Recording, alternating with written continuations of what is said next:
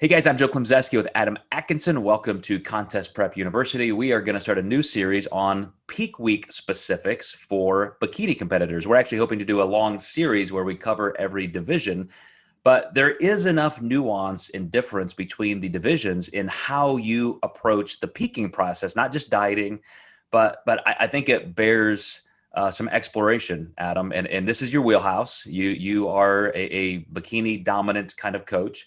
And I'm interested in this first episode of just reviewing some of the division criteria. What are people looking for? And it's always every coach and competitors, first kind of foray into the process to say, okay, what do the judges want this year? Do they want super lean, not so lean?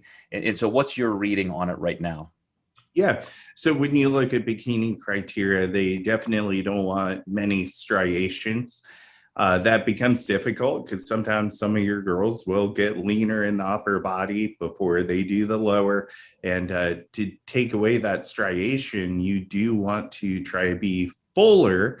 And if you're lucky enough to have a body type where that striation goes away with a little bit more fullness, a little bit more food, you're going to fall right into the criteria. So, or you just hide it better with posing. So there's a lot that we could probably talk about and even go into further details than what we're going to. But in general, before you guys watch this series, remember that before we talk about peaking, we have to be lean enough prior to peak week, and the setup leading into peak week. Maybe a metabolic building phase should be in place before you start peak week. So especially, on the pro level, you really need that extra edge to be ready early to really pop on stage. I'm always reminded of a little quote that I share with Nancy Andrews, the president of the WNBF. And it's that the winner's always picked from behind. Like as soon as you turn around and face the curtain, that's when the winner kind of appears, because of, if it's a men's division, glute striations, or, back and shoulder width. In women in bikini, it really does come down to the shape and the quality of the glute and the hamstring, not only, muscle size and shape, but, conditioning.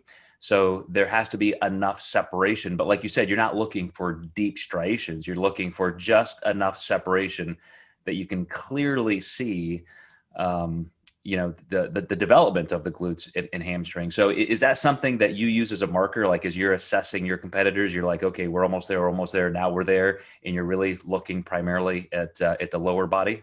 It does seem towards the end we really are, what I like to say, falling into that strike zone on not too hard, or being hard enough.